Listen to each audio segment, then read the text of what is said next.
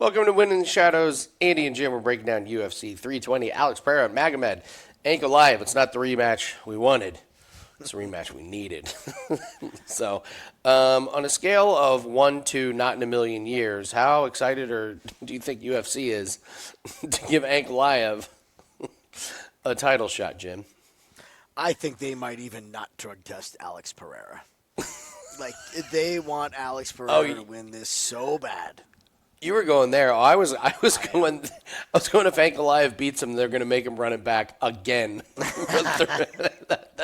That's what I was thinking was going to happen. So, all right, guys, we're going to break down every fight, and then at the end we're going to do our woulda, coulda, shoulda, and our parlay buster. 5% best bet just went up, and we'll tell you about that. We have a promo code for a discount on that. But we start with Veronica Hardy and our girl Brogan Walker.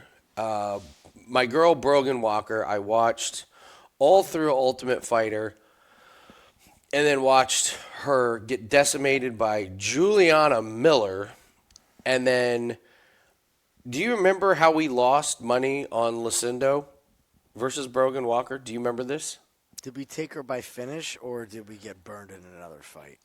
So we took Lucindo by finish. Lucindo is beating the brakes off of her, and it turns out at the end they're best friends. Yes, this is when we really committed to the friend theory. This is when, like, afterwards, it was like why is Lucindo not pounding her head through the mat? Then they get up and they hug and laugh, and then they know, they're friends. And it was like, oh, we just bet on a friend to finish another friend. That would have been nice information to know. So, huge favorite here, Jim. It's Hardy. My only decision is it Hardy by finish, or what are we doing with this one? That's my concern with taking this fight to go the distance. And I know, everybody's going to say, Jim, just take the women's fights to go. Just parlay it. Just stop. I'm really nervous that Veronica late could get a submission. I just think that Brogan Walker, her skills are so much poorer than Veronica Hardy everywhere. Isn't she younger? How old is Veronica? Well, Brogan Walker's 36 and hasn't fought in over 2 years. Yeah, we got like a 6-7 year difference. Veronica's not even 30 yet. Yeah. That's pretty wild to think about anyway. She's got loads of experience. It's just a 2-year layoff. She could come out and lay those gloves down in the octagon after. This could be a retirement fight that nobody's talking about. Why do you come back after 2 years off at 36 years old? Either money or a send-off. One of the two. Either way, you're going to get motivated to better her career. A send-off. A Brogan Walker send-off? Everybody wants a send-off, buddy. Everybody wants a send-off. You may be right. You know, everybody does.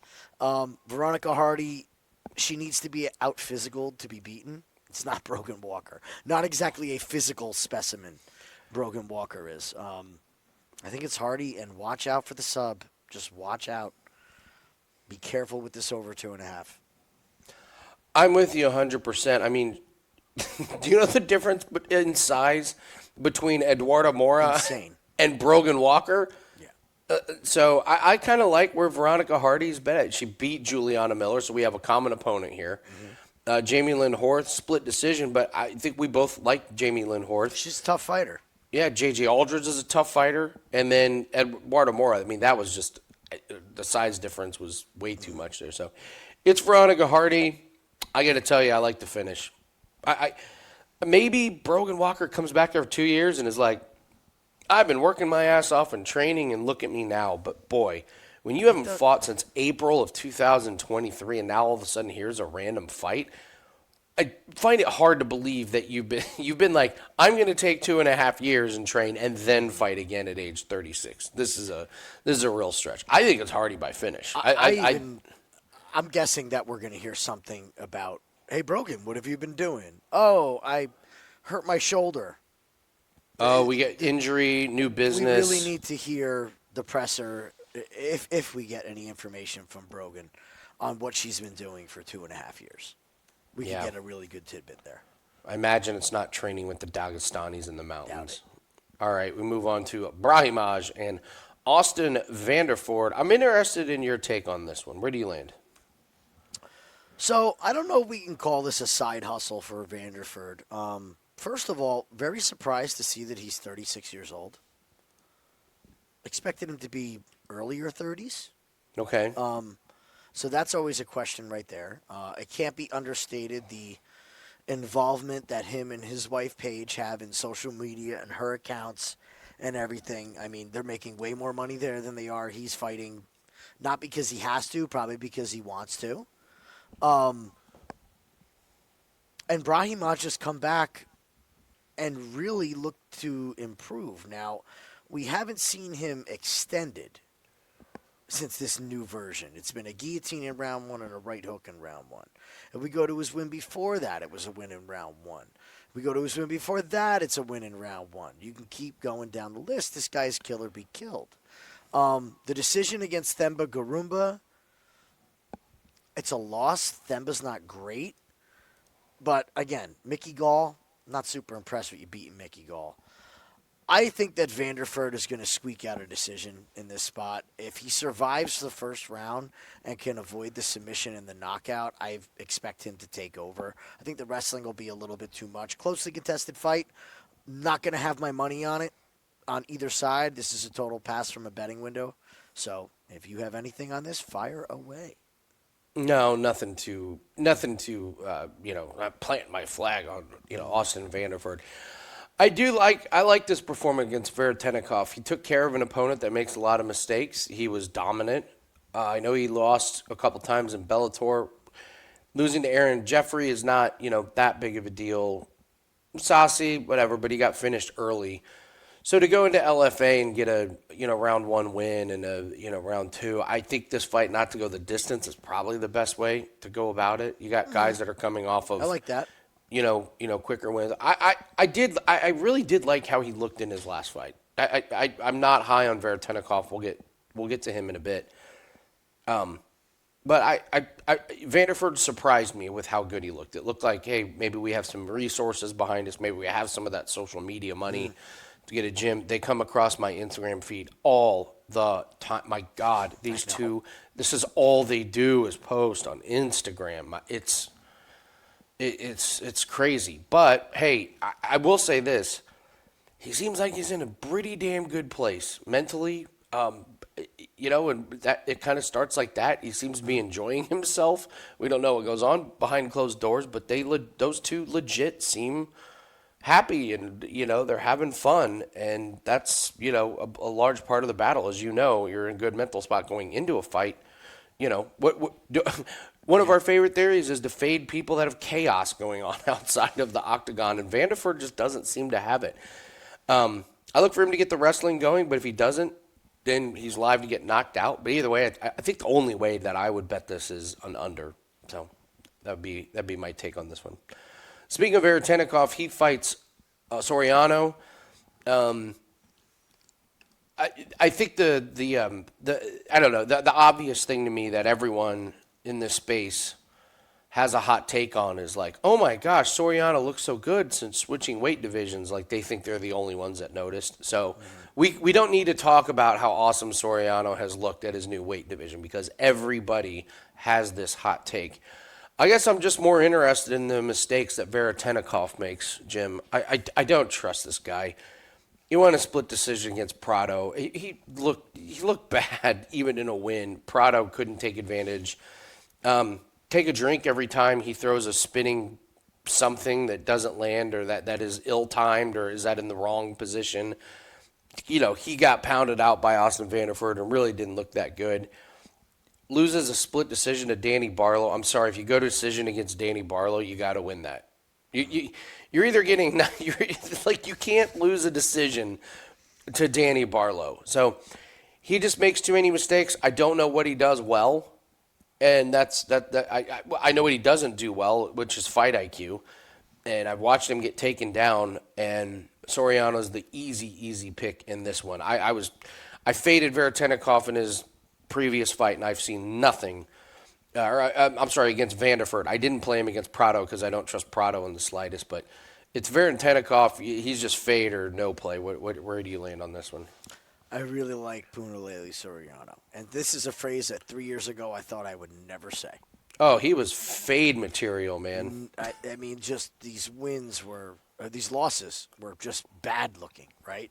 Just bad looking. Nick Maximoff, that's like the bottom of the barrel. No shame in losing a Kopylov. Even Stoltzfus, like, hey, look, Stoltzfus can get a W once in a while. They can. But losing to Maximoff, the guy who left UFC and is getting smoked on the regionals. Beating Dalcha. Remember Dalcha? Oh, I remember Everybody old Dalcha. I can't believe we're getting that old where we got to say, you remember Dalcha? I mean, talk about a low IQ, bottom of the barrel fighter. But it knocks out Baeza, who. No, he didn't knock out Baeza. He knocked out Medic. Or knocked out Medic, who has never still gone to the decision. Keep that in mind about Uros Medic next time he fights. Goes the distance with Baeza. That's concerning. That concerns me a little bit because Miguel Baeza is ripe to be knocked out any day of the week. Veretennikov is more likely to be knocked out than Miguel Baeza. I really like Puna in this spot. I think he wins. I think he wins by finish. If there's any morsel of the wrestling, it's over. It's over. Veretennikov cannot wrestle, and he puts himself in horrible positions while wrestling, like when he turned his back to Vanderford and gave up, went belly up. That's kind of the end of it with a power puncher on your back. So give me Puna. Little sprinkle on the Puna by finish.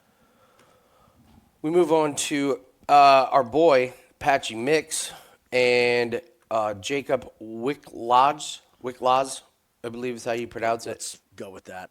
Okay. I predicted chaos in this one, but Patchy Mix, he laid a complete egg in his last fight. I know Bautista looked amazing, but boy, Mix showed us absolutely nothing. Do you think he gets the rebound spot here? Well, Patchy Mix is way better than his last showing. We will say that. Now, where that equates to in the UFC, we're going to find out. That we will. This loss to Batista, Batista just did what Batista did. Patchy Mix really did nothing, just totally stuck in the mud. And we saw the same kind of performance from his fiance as well. Then she responds with a win. I'm not saying that it's like written in stone, but these two train together every day. They live together, everything. If one of them's off, I got a feeling that both of them are off. It's like when you're having a good day and you find out your spouse is having a bad one. What does it do? It kind of brings your day down. So if one of them's struggling, I think both struggle. That's not enough reason for me to bet any money on it.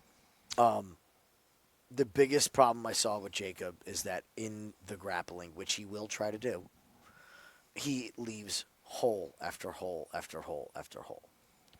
That being said, if Patchy Mix comes out and decides he wants to be a kickboxer, I cannot bet on Patchy until I see that he can use some form of the IQ that he had in Bellator in the UFC. So I'm going to sit back and watch this fight. I will pick Patchy Mix to win.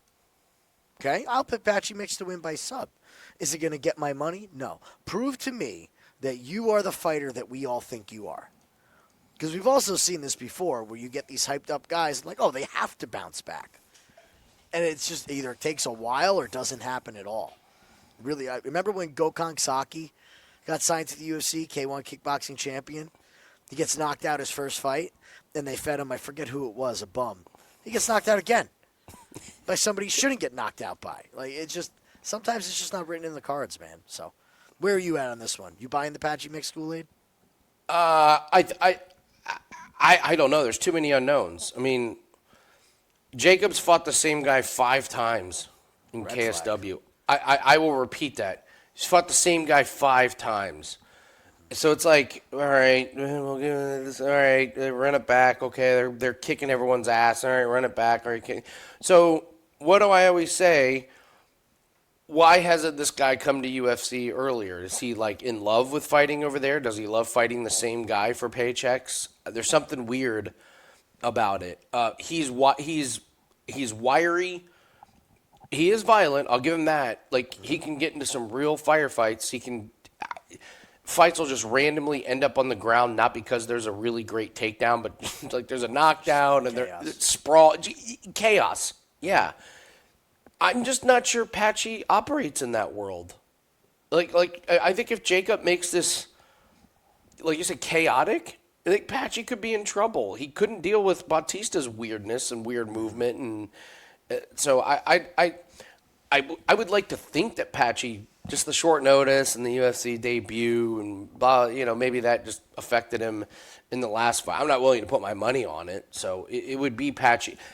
Patchy could come out and prove us wrong and kick the shit out of this guy. That is an absolute possibility. Or he could look a little bit lost and we go, well, Patchy's done. He's washed. Turns out he's not UFC caliber. But this is an odd matchup to give Patchy. I don't understand this matchup. Like, it was like, bring him in. It's like, oh, give him Bautista on short notice. Bautista kicks his ass, and UFC is like, feel bad for him, feed him this guy. Or they go, hey, let's bring in a guy that we think is equal, and let's see what he can do. Something stinks about this match. Something just feels off about it. So I won't be putting any of my money on Patchy Mix and Jacob. All right, we mentioned we have a 5% best bet that is up. It is hammer time. This is the one, guys. This is our best bet on this card. We've been waiting for this for this card for all the lines to come out on all the books. It's out, so we can lock that in. Coming off a really nice Contender Series win on Tuesday night, and we've hit 60% of winners on 5% plays this year. That's a really good percentage on 5% plays. I'd love to get that to 65% at the end of the year, but 60%. More than happy with that one. Very profitable. So, and there's going to be more plays associated with this one. Little Birdie told me, and by Birdie I mean Jim, told me that there's a PFL card this week, and we will have PFL. We will have at least one PFL play. So this is going to be a big pack. Right now, it's just a 5% UFC play. And breaking news, Jim. I'm going to put this on a banner here. We have a promo code for $10 off. This play. And if you've watched Wager Talk today, this week, you know that the word of the week has been bang. So the promo code is bang10. Love it. Put that in on checkout and you get $10 off this play. You're going to get our UFC 5%. You're going to get the other plays, and you get a bonus PFL play. So use the promo code bang10. Get you $10 off our 5% UFC pack. I got high hopes for this weekend. I love this card. I don't think the whole thing's bettable, but I think there's enough bettable things on here to really, really turn a profit. Most of it is pretty chalky. There's going to be some spots that trip people up, and I think we've got it dialed in. So 5% best bet. Let's. We're rolling off Contender. We got a good vibe in MMA this week. Yeah, Tuesday night was a great vibe on that show. We had a great vibe on the show. A lot of good live bets, and we cashed the $5 Tuesday play. So. All right. Speaking of steroids, Santos do you know what's funny? So I write an article every week, and I do all my write-ups. I put all the bullet points of my writing in ChatGPT, and then ChatGPT spits it out in proper grammar and everything. It will not say a fighter is on steroids, even if they've tested positive. It will not. And I've tried special vitamins. I've tried special diet. It will not do it. So just because ChatGPT won't do it doesn't mean Jim and I won't do it. You got to try the words new doctor. New doctor is a good one. Giannis Santos is basically look like half the size of Macy Chiasson. Mm-hmm. This falls in the category of I'm not sure that doing that big weight cut that Macy does is beneficial. Like, yeah, you're bigger than your opponents. You're also exhausted. You're also just a shell of yourself. You get gassed. You fall apart. And the fact is I think if that doctor stoppage hadn't come against Silva, I think Chiasson was ripe to get beat. But credit to her, she did enough in the first round to get that big-ass cut, but we saw her gassing. We saw her gas against Vieira. And when you're Giannis Santos, and you're on the special vitamins, your ass ain't gassing. So I have Santos in this one. It's Santos or nothing. I'm not betting against somebody that I can reasonably say is on substances that are banned by a lot of organizations. Her husband has been busted multiple times. She has had some pretty amazing cardio for somebody. To me, it's Santos or nothing. What do you think? We're going to go head-to-head on this one. Okay. I like Macy. Here's why. this is the most Macy Chiasson thing to do, is to come out and look awesome against Yana Santos. Okay. If we go to Chiasson, go right ahead, click on her profile. You going with striking or the takedowns here? I think it's going to be a boring grappling fest. Well, we know it's going to be a boring She's fight. going to get cage time. She's going to get control time. She's going to get takedowns. She loses to Ketlin. Both of those girls came in with horrible game plans. Even Ketlin Vieira. It was just lay on top. Really wasn't a whole ton of action. She does get this thing where she loses. She was losing against Mayra Bueno Silva, but we know what happens to Mayra Bueno Silva in rounds 2 and rounds 3. So I leave a little bit more of a question than you do in that one. I feel like she was about to steal one from Bueno Silva at the end there. You know, the old split decision on a women's MMA fight. Looks fantastic against Pannie Kianzad. And say what you want about Pannie. She's a tough girl. She's been around a while. She's experienced. Gets the finish. Irina Aldana upkick. The weirdest thing in women's MMA that's ever happened. It really was. An up kick to the liver. So that's a 1 in a million shot. Wins a split against Dumont. If we go to Yana Santos, this is a very different level of competition, in my opinion. I mean, Misha Tate. What did we say in that fight? Horrible. We were on Yana Santos, right? And about Easily. a minute and a half into that fight, we said, "Oh my God, Misha." Yeah, I think we might bad. have even doubled down. Yeah, well, of course we did. Yeah, it was Misha. She looked terrible. And so you cannot, the girl that's teetering on retirement. Then Chelsea Chandler. Chelsea Chandler is not a UFC level fighter. I don't know if she's a PFL level fighter. Tough girl. Tough girl. Big win Very for tough. Santos. Fights like a Diaz brother. You know, everything everyone always says, right? She's got that Diaz attitude. Yeah. Losing to Carl. How do we feel about Carol Rosa? I don't know at this point with Carol Rosa. I really don't. Jury's out. I don't know. I don't know. Gets beat. Gets beat by Holly Holm, who was almost 40. Gets smashed by Irina Aldana. So we have a common opponent as well. I just think this is going to be Macy too big, too mean in the clinch, and Yana is going to struggle with the grappling and the cage control. I'm going Chiasson dominant round 1, doesn't quite get a 10-8, and then loses 2 close rounds, 10-9, 10-9 Santos. We'll go head-to-head. I like the decision. That'll be fun. I do like the decision on this. It's probably safest. Yeah, that'll be fun.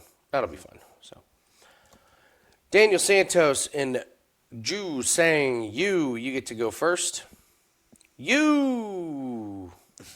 Is Daniel Santos overrated? Everybody likes this guy. It's a great question. Very likable, right? I don't really know anyone who hates him. I've made money on Daniel Santos after he lost his UFC debut. I've made money on him 3 fights in a row. Yes, sir. What worries me about Santos, and it does it every time, now he keeps winning, is these canceled fights, man. Yeah, he's always hurt. Something weird going on. Canceled fights worry me. I have serious doubts that he came in 100% against Muniz Jr. I have serious doubts that he came in as 100% against Lee. I don't know if those guys were good enough to take advantage of any lagging injuries and things like that. Thought it was pretty interesting that we have a canceled bout against Doo-Ho Choi, and then they're going to give him somebody from the same area of the world to fight after that. Okay. So are they trying to build up the Asian fighter in this market? I kind of think they are. I don't think Santos fights enough times and can't get to the cage. I really liked what I saw from you. That counter look against Jekka, we know that he's bad, but it was technically beautiful. Timing was great. Everything was great in that moment. I think he has the physicality to be a problem for Santos. I'm going to go with you. I know the fate of the Asian fighter has been something we've been rolling on this year, and it's been good. But I got a feeling that we're going to start seeing that Daniel Santos is a bit overrated. I was ready to take Daniel Santos because of the fade the Asian against a wrestler, because Santos can't get takedowns and wrestle. And you can't take any. What are you going to learn from, Sergey? I went back and watched this fight against Ronaldo Exon, and our boy Yu can wrestle. He can. He can wrestle, and I don't mean like he wrestled another Asian and looked terrible. The fundamentals were there. He knew what he was doing when he got on the ground. I'm not sure this is a walk in the park for Santos in the wrestling department. Striking, I know it's not a walk in the park for Santos. You has the better striking. I think if he stifles a couple of takedowns and is able to hold his own in the wrestling, I think you can outstrike him. You talk about special vitamins. This guy's body doesn't make any sense. Yeah, go look at He's in his those fight. labs. Yeah, they're growing. Yeah, he's in the Ivan Drago labs. Because that's not natural. I like you at plus money. I'm with you 100%, and I like Daniel Santos. I've bet on him, made money on him, but not this one. Plus money on you, I think is the play. We agree. There's just something about Daniel Santos I can't trust. Like, even after he wins, I'm like, he won, but there was this moment where it could have gone so bad. Like, he just does things to put himself in harm's way. I think what it is about Santos is he's not great at one thing. You can't say, oh, that left, or the double leg takedown, or the leg kicks. Or he's good at everything, but when you don't have that go-to move, it's like, well, you just come across a little bit underwhelming when you don't specialize in something. That, to me, that was my takeaway when I was looking there. So, Fareed, Basharat, and Chris Gutierrez. I feel like we talk about Gutierrez like all the time. Like, I feel like this guy fights all the time. He's comparable too. You compare him. That's He's fought true. a lot of the people, yeah. Yeah, it's a Chris Gutierrez fight. You're looking at overs. When was the last time a Gutierrez fight? Yeah, Frankie one. Edgar. Well, that was the Egger retirement. That was about that. That was the most obvious under. Woulda, coulda, shoulda. I made a ton of money on that fight. We had Gutierrez to win, but yeah, Edgar in the retirement fight. Yeah. Frankie Edgar's fighting in bare knuckle. Everybody, just a reminder that's coming up at some point this year. Yeah. So yeah, Gutierrez, we like him to go the distance. We got Fareed Basharat. There's another guy that goes the distance. What's your take? We got Basharat is a massive favorite. So I was, we were all on board talking about the Gutierrez over, right? I am a little worried about the grappling of Basharat for Gutierrez. I think really, really, I am. I would love to parlay this up and take Basharat by decision, and I still might. I need to see them face off. If Gutierrez can show that he's got some kind of a bit of a physical advantage over Basharat, because the Basharats are not big fighters. They're very lean. They're very string beanie, if I'm being honest. Yeah, their heads are massive compared on their teeny little shoulders. They don't have that knockout power. I think a lot of it is because of their build. So if I can see that Gutierrez is the thicker fighter, I'm all in on Basharat by decision. I think he's just going to have a massive advantage on the ground. And the Basharats, even though their IQ can be questioned, I don't think either of them are stupid enough to let Chris Gutierrez kick their leg and say, that didn't hurt, like all these stupid people do when they fight Chris Gutierrez. Fair. So I'm thinking the IQ is going to be good enough where he's going to be in and out of range and not take that damage. I'm going to go with Basharat by decision, submission. I don't believe it's a knockout. Maybe, hey, you could look at Basharat by decision, submission. They have that on DraftKings. There you go. I see no world in which this is a finish. Like finishing Cledson Rodriguez, who's turned out to be an absolute fraud. What's he doing these days? Has he even fought in a while? Yeah, lost the decision by Ali Tang in May. That boy, what a bummer that guy turned out to be. I thought he was going to be pretty good, but not so much. Decision against Lapalus, decision against Victor Hugo. I don't think Basharat gets Gutierrez on the ground. If he does, I think Gutierrez is able to get up. And I do think there's going to be a physicality advantage for Gutierrez. I think Basharat pops on the outside, jumps in with a jab, and then maybe tries to shoot a takedown, but Gutierrez is pretty good at those, mostly because of the leg kicks and his distance. If anything, Basharat pushes him up against the fence, and we get long stretches of being up against the fence and boring nonsense like that. So I like Basharat by decision. By decision. Yeah, but I'm not going to overthink it. I'm just taking. I like that we're on the same side. We're on the same side. It's a Gutierrez fight, so I'm doing something with overs. There's going to be something with an over in this one. So, Edmund Shahbazyan and Andre Muniz. We go from Chris Gutierrez overs to Edmund Shahbazyan unders. I'll let you talk about this one first. It's just play Edmund under. Yeah. Either he it didn't shows work up and last looks like fight, the man. but okay. I don't think that's the new guy we're gonna get. I just don't. It's Prochazka. Okay, did what he had to do. The Dylan Bugka fight again.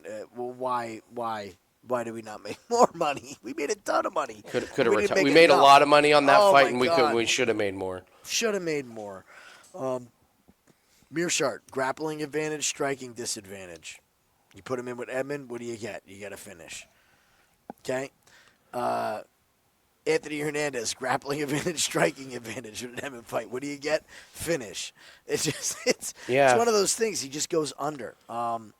It's Muniz wild is this not guy a good fought fighter. Imavov. It is, right? It's wild. I saw that. Yep, and he got finished by a guy who doesn't finish a whole lot.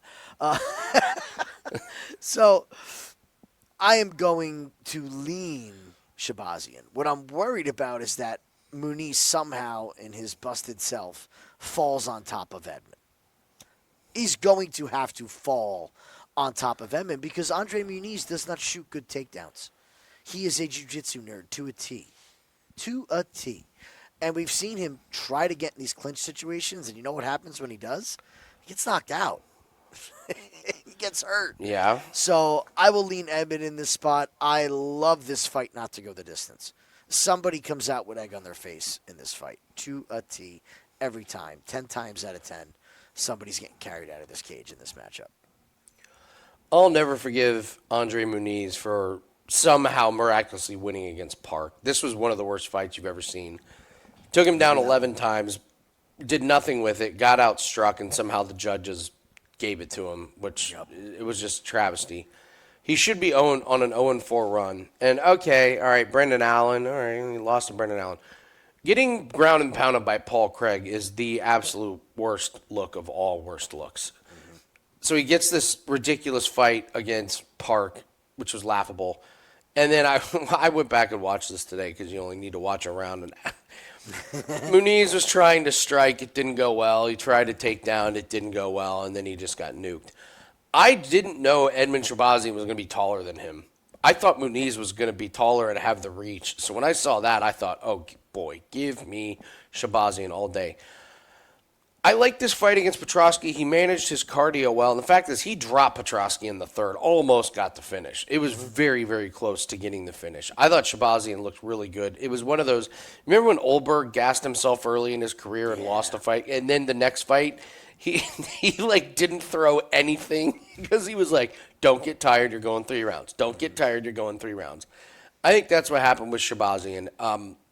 This loss against Mearshart, don't forget, he was murdering Mearshart and got tired because he landed somewhere in the neighborhood of 917 ground and pound shots, and the ref was just like, nope, not stopping it. Nope, not stopping it. Nope, not stopping it. So other than that, who's he lost to? Anthony Hernandez and Nasruddin Imavov. I like Shahbazyan here a lot in this one. I think he nukes Muniz. I think Muniz is terrible and is on his way out. We have seen an uptick in Shahbazyan since he left that horrible camp. Oh, that's true.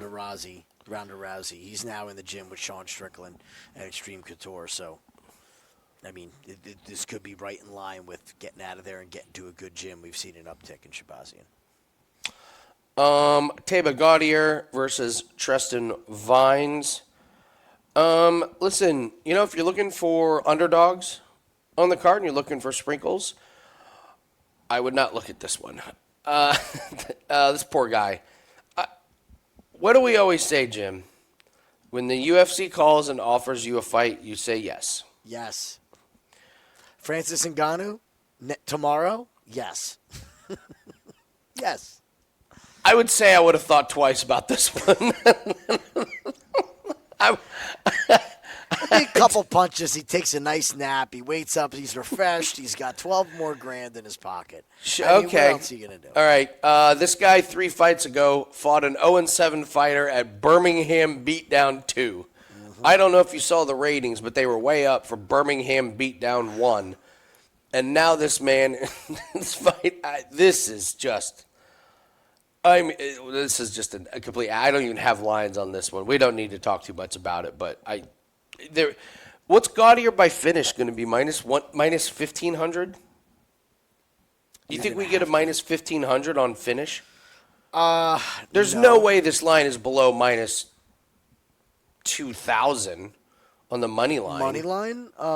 He could come in as one of the biggest favorites of all time. I do think you might. He's going to come in as the biggest favorite of all. There's no way that the books are going to let you I think get away you're going with to be this. sub minus 1,000 on Gautier by finish.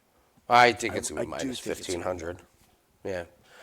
All right, Joe Pyfer and Abus. Oh, wait, you don't want to know what if I think Vines is going to win? All right, the floor is yours. Here's one thing I wanted to bring up about this. Oh, my God, you have something to bring up about this? I actually I'm do. all ears. No, I really I'm all do. ears. I really do. So you have Gautier and you have this kid Vines. You have to look and see when they're feeding these guys. Is there any way in which it's a situation where it's like, we're just going to keep you on the card, we're going to be friendly? We've talked about this. The last-minute replacement fighter, the knockout artist who hasn't gone 3 rounds. Okay. I know where you're going with this. Where, again, like you said, finish is going to be minus 1,000. Are you that confident in it? If it was the original matchup, are you that confident? Is this going to be, I don't want to kill this man who kept me on the card? This is why I think you have to look at the fighter. I think Gautier's the kind of guy where it's like, I'm going to finish you, but I'm probably going to club and sub you in this situation. I'm not going to kill you. Like some of our guys on Contender that we've had this year, if they get a short notice fight, they're going for murder. They're going to want to kill you. Yes. Yeah, this just, again, tread lightly. I think you go and look at your time props, and maybe we'll have some value in time props. Yes, Gautier is the one that will murder this guy. Look at his fights. Come on. Round 1, round 2 on Contender Series. Round 1. Yeah, he's not messing around. All right, Joe Pyfer. I got to say, the days of B. Joe Pyfer are a long ways away. I think the shine is off of Joe Pyfer here. Okay, the Contender Series fought our boy Ozzy Diaz. I'm sorry we didn't get Ozzy. We wanted to get Ozzy against Gautier. I mean, that was the original matchup. I know. So Pyfer comes in. They give him Alan Amedovsky, which, man, the day he got cut was the day I took a pay cut. Knocks out Gerald Mearshart. And you're thinking, okay, we got a baller here. Chokes out Alisson. You're thinking, title, few fights away. This guy's the real deal. I'm going to toot my own horn on this one. I predicted Hermanson was going to beat him, and the fight went exactly how it is. Pyfer does not have cardio. It's a problem. And when you move up and you can't knock guys out or finish them and they got big holes, it's a real problem. So he comes back and he knocks out Barrio. Okay, this was a really uninspiring win from him against Gastelum. Like, not a lot of volume. He was bigger than Gastelum. Gastelum's a tub of shit in the fight. It just I think he's hit his ceiling. I'm not sure what he's great at when you're fighting guys that are top 20. Yes, you can nuke Alan Amedovsky. Now we move to Abus, who I don't know what to make of Abus. I think you have a much stronger opinion, so I will let you talk about Abus. I don't know what to make of this guy. I think Abus is freaking horrible. That's what I think. Let's be real about this. 3 wins in a row. Worley Alves. Decision. Tough fighter. Bruno Ferreira, who on record I have said, not a UFC caliber fighter.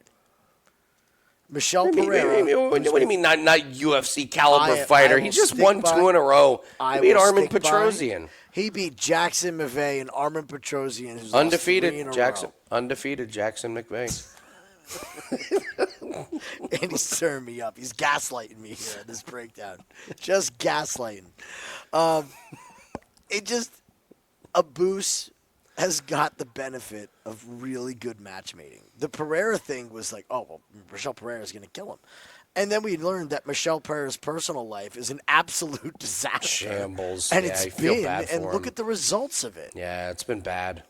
And Anthony Hernandez just took. I really think Anthony Hernandez took his soul. He very well could just took every ounce of fight out of Michelle Pereira. I mean, you can't lose to a Dawkins.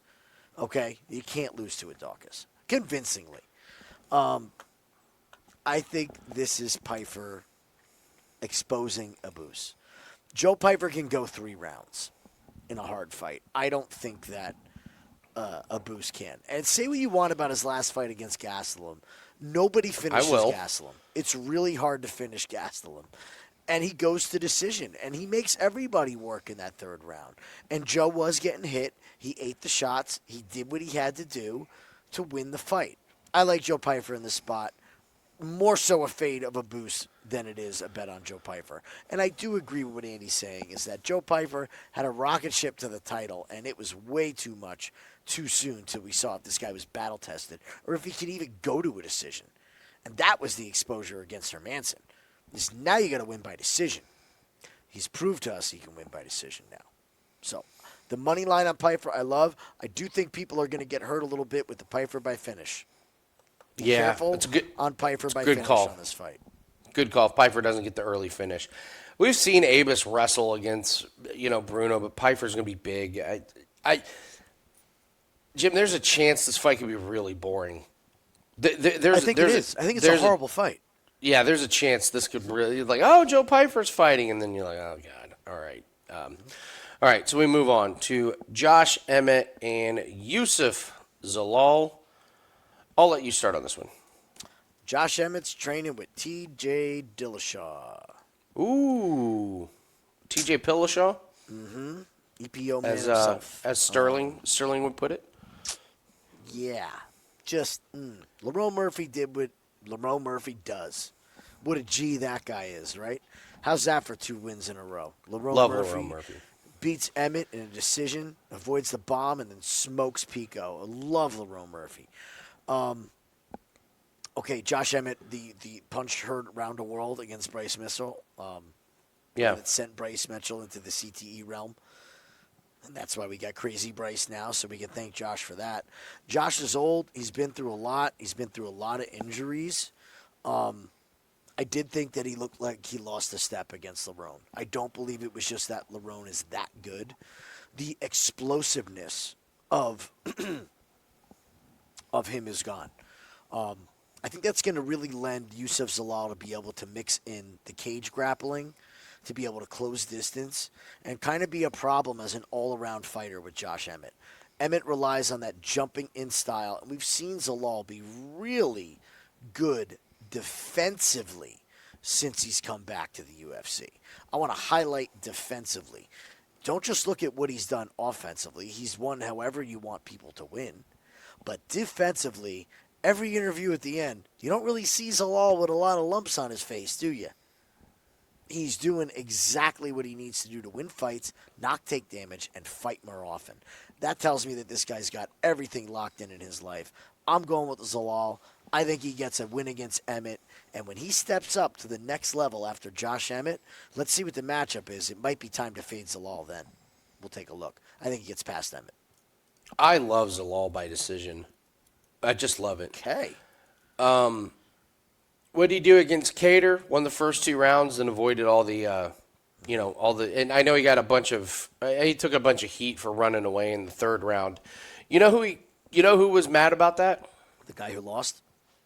No. Everyone that bet on Calvin Cater. Oh, of course. Yeah, everyone that bet on Calvin Cater was mad that Zalal was moving away from him. And what did you say? You're fighting an older guy with a nuclear missile in his right hand. Let's use our speed.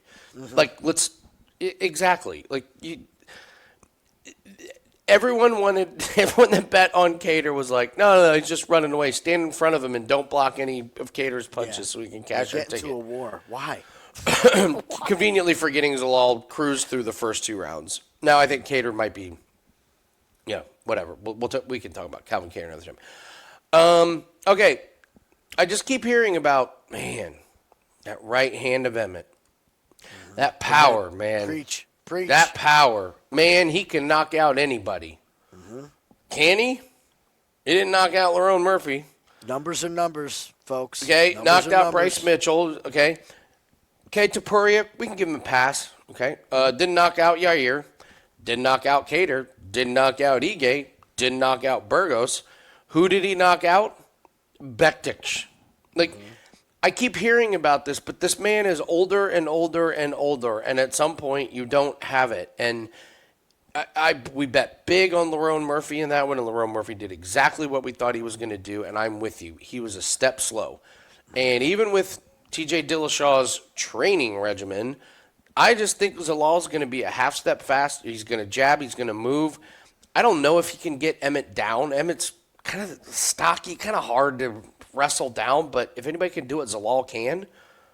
And I think Zalal just cruises here. I think he does exactly what he did to Cater. Bank 2 rounds, not get knocked out in the third. Zalal Emmett is durable. He's tough. Like, you look at when he's been finished, it's against murderers. And Zalal's just not that. Like, Zalal's a, kind of a point fighter once he gets up into a certain level. If he's much better than his opponent, yeah, he'll finish you, but I don't think he's that much better than Emmett. I think Zalal's youth compared to Emmett, his speed compared to Emmett, his takedowns and his trajectory up are just going to be way too much. I think this is an easy Zalal by decision on this one. I normally don't say, take one method of victory, but when we do our method of victory, I will tell you Zalal by decision is going to be high on my list of things to take. So, all right. Yuri, Prochazka, Khalil, Rountree. While we're doing this, guys, please hit the like button. Really helps us out. Leave us a comment. Tell us who you like in the comment section. Tell us what's your best bet. Tell us if you disagree with Jim. Don't say if you disagree with me. Just Jim. I'll let you go first. I think you got a pretty confident take on this one. Yuri Prochazka and Khalil Rountree. I do. 2 of my more favorite fighters. Just also favorite human beings as well. These are guys that you can just very easily get behind. Yuri, your resident psychopath, but he's your psychopath. It's like that one friend that's an ass, but you're like, he's our asshole. That's our guy. Okay, all right. And Khalil, just an all-around great dude. 37 career pro fights for Yuri. He's averaging over 1 per year that he was born. 32 years old. Raise your hand if you believe that he's 32. By the way, I don't believe for a second he's 32. I don't believe that. He's got to be more. I would not be surprised. I think we already saw the damage of those fights, and I think we saw it with that shoulder. You cannot convince me that Yuri, in his training style and training methods, has not had an injured shoulder for years before that finally surgery. That's one of those where you hear it, you're like, oh man, like it's everything. Like it's a whole new shoulder. That doesn't come from one single solitary injury unless you get into a motorcycle accident at 100 miles an hour. But, 15 years of fighting, that can add up, especially if you don't get them fixed. So I think the mileage is catching up to Yuri. Yuri leaves himself so wide open.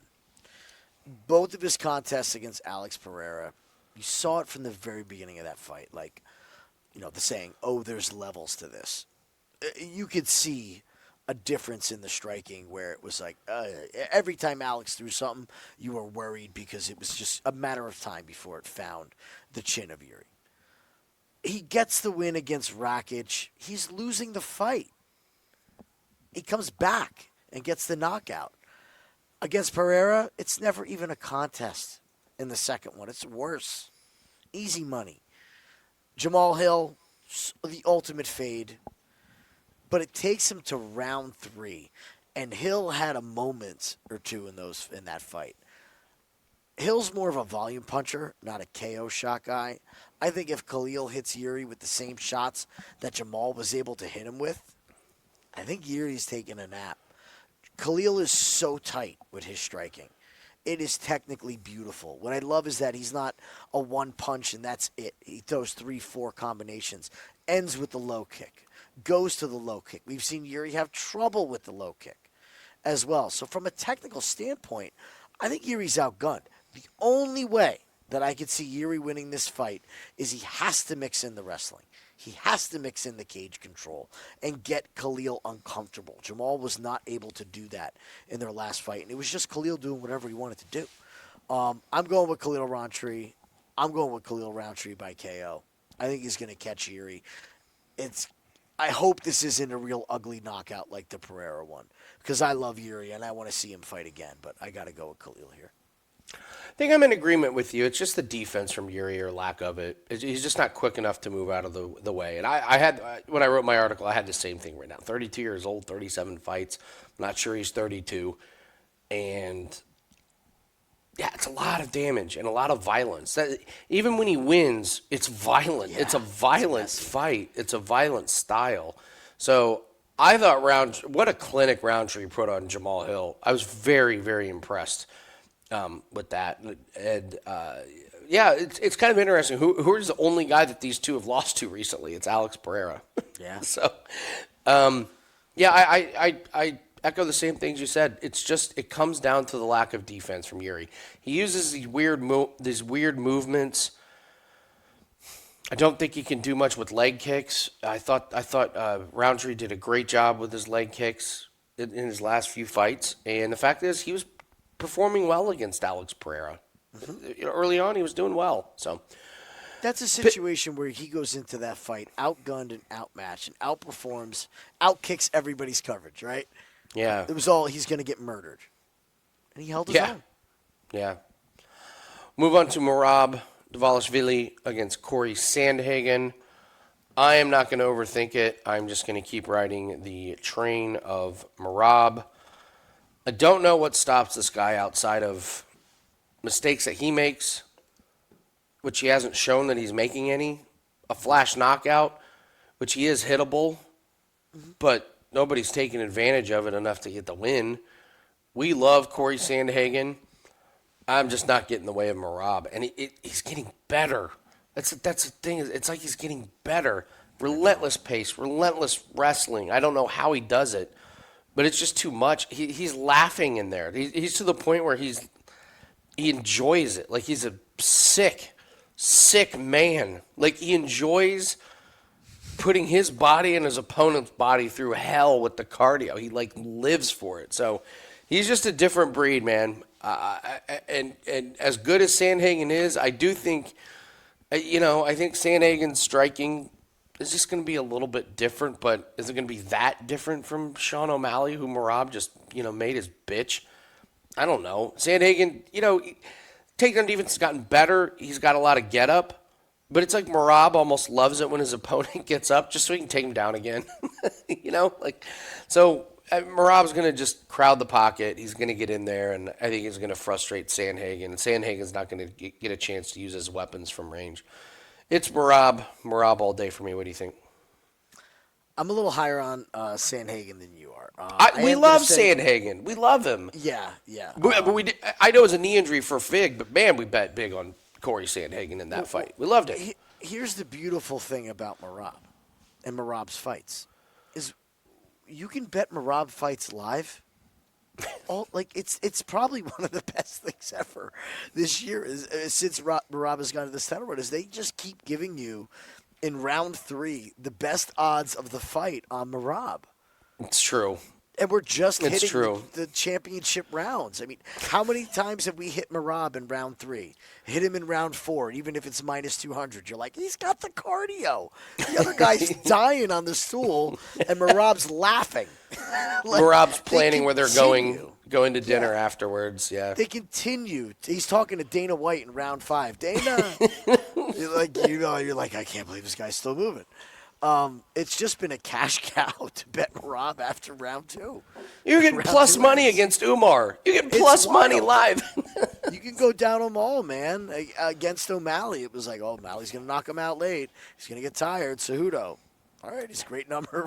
Round 2 again. Okay, I'll take it. Corey, my heart is going to hurt if Corey loses this fight, because that's how much of a fan I am of Corey Sandhagen. I'll give everybody a little. Go up and look up what Corey Sandhagen did with his OnlyFans. I mean, it's perhaps one of the funniest stories. The man made so much money on an OnlyFans. Go look it up. But I am going to side with you and say Merab is going to eke out a decision. I do believe this fight is going to be very close fight, just like the Umar one. But take Merab in 4 and 5. All right. Once again, use the promo code BANG10, BANG10 to get $10 off our 5% best bet pack. Gets our 5% big play. You're going to get all plays that come with it. We got a couple other plays we're going to put with it, including PFL. We got a good PFL card that starts on Friday, but let's get to the main event, and then we're going to do our woulda, coulda, shoulda, and our parlay buster. Magomed, Ankalaev, and Alex Pereira. The UFC is excited and terrified about this fight. I don't see what changes, man. I'll be honest with you, Jim. I'll go first here, and I'll just tell you. I think Alex Pereira, I think his best days are behind him. He saved so many fights for UFC. He did exactly what the company asked him to do. He comes back from this loss against Adesanya. This was a weird fight against Jan, but then, finishes Yuri, finishes Hill, finishes Yuri, finishes Rountree. That's just a lot of weight cuts, and it's just a lot. It's a lot of activity at that level, fighting those guys. And I just went back and looked at Ankalaev. He didn't look like he was all there. Low volume, trying to manage his cardio. I think it's going to be a repeat. And Ankalaev did such a good job of maintaining the distance, jumping in with leg kicks, jumping in with jabs, but staying out of the way of that big right hand. Ankalaev is just different. Khalil Rountree wants chaos and wants... He's going to go in there to fight. Yuri, he's going to go in there to fight. Jamal Hill doesn't know how to not get blasted in the face. So Ankalaev doesn't care if people think he's boring. That's the thing. This isn't Carl Williams. Ankalaev's just going to jab, kick, wrestle, and I think it's going to be a boring fight. And it would be very, very on brand for UFC to have UFC 320 on a stat card to have to be the worst fight of the night, be the main event that lasts 55 minutes, where Ankalaev wins 4 rounds in a boring fashion. And then UFC's trying to figure out how they can weasel out of the Ankalaev business, because it's not going to be good. It's not going to be good if Ankalaev continues to have to. I mean, can you have Ankalaev be your big selling point on your... No, he's one of the most marketable fighters on the roster. That's what I mean. He's in the main event. I don't even think the Russians care when Ankalaev fights. He's a zero draw. He's a zero draw. Zero. Nobody cares. The fact that if he's not fighting Alex Pereira, this cannot be the main event of a card. It might be the opener on the main card. It might be the prelim main the featured fight. A lot of other fights I'm more interested in seeing than Ankalaev. Yeah. But in the end, Ankalaev just cares about winning. This is a betting show. That's who the pick is. I just don't think Pereira's got it in him anymore. And kudos to him. He did amazing work. Like, that run that he went on was really, really something. But I just thought in his last fight, I was like, uh-oh, he's slowing down. And it's just too many weight cuts, too much wear and tear. Am I wrong? I don't necessarily think you're wrong, but I'm going to read you a couple quotes. Okay. Ankalaev. I do not respect Alex Pereira anymore. I used to, but not the way that he's acted. Glover Teixeira. Alex is going to start off way faster than he did the last time. He was cautious and worried about the takedown. His grappling is good enough. He's coming for the knockout early. It's early or nothing. Okay. Alex Pereira. Obviously, he's going to say, I'm going to knock you out and get my belt back. That I understand. I do think some things change in this fight. Not because of those quotes. Also, Ankalaev, was it confirmed that he was injured? kept saying that he was injured. I was fighting at the first 40%, like He some keeps weird saying it, stuff. but Yeah. no confirmation. So say he was injured and he comes in healthy. Say Pereira really is going to come out and start fast, and I think he is. I don't think really Alex is very interested in losing a decision. I think if he's going to lose, he's going to come out. I think we're going to get the Alex that fought Izzy when Izzy knocked him out, where it's the second he sees Ankalaev be hurt at all, he's going to go to swarm him. I think that's going to leave Alex open. I think it's going to leave Alex very open. He is going to fully commit to this finish when he thinks he has it. Hopefully he thinks he has it early. I'm not willing to pick a side and put my money on it, but I am willing to take this fight not to go the distance. It's actually a surprisingly playable number. And if we're going to get both guys just like Alex is going for it, he might fall into a finish from Ankalaev. I don't think it'll be Ankalaev pushing for one bit. But if Alex gets caught being overzealous, we know he can get knocked out. And like you said, a lot of fights, a lot of wear and tear, a lot of damage. Ankalaev's not the hardest hitter, but he does have knockouts when guys walk into it. A la Ion Kutalaba. Alex is going to force this fight. I hope we see a finish. I don't want 25 minutes of this fight. Dear God, no. Please. Dear God, no. Not at 1 o'clock in the morning. Yeah, absolutely. All right, let's do the woulda, coulda, shoulda, and the parlay buster. If it's your first time watching, first off, thanks for joining us. Appreciate it. We will be live for UFC 320 on the Winning in the Shadows YouTube channel. Come watch the fights, hang out with us. It's a lot of fun, a lot of live bets, and Jim and I do taste tests of different foods and beverages. There's a lot of fun stuff that goes on. So live bets are where it's at in UFC. I've been making more money this year on live bets than I have pre-fight bets. You just need a few of them to give you the right lines, and it's great. So come join us on the Winning in the Shadows YouTube channel. Yeah. All right, so let's talk woulda, coulda, shoulda, and parlay buster. Woulda, coulda, shoulda. This is the fight or the bet that after the end of the night we're like, man, woulda, coulda, shoulda paid the mortgage. Could have paid the house off on this one. So, Jim, do you have a woulda, coulda, shoulda? I feel this is more personal than it is the line, but my woulda, coulda, shoulda is going to be Emmett Shahbazyan by knockout. Great call. When it's evident the first minute and a half of the fight that Andre Muniz cannot take him down, and he's bloody and back against the fence. It's minus 190 for him to win by KO TKO. I think that says a lot in itself. And it's just going to be one of those where it's a system play. Like, why didn't you bet it? Okay. Boy, that's a good one. I'm going to my boy Zalal by decision. I'm going to too. I don't think Emmett catches him to knock him out. Zalal's good on defense. He's good at point fighting and winning rounds. I think he's going to do the exact same thing to Cater. Or I think he's going to do the same thing to Emmett that he did to Cater. So Zalal by decision. I think we're going to be sitting there going, obvious pick. All right, parlay buster. Ton of massive favorites on this card. There's a lot of parlays on this card. They're not all going to hit. Or are they?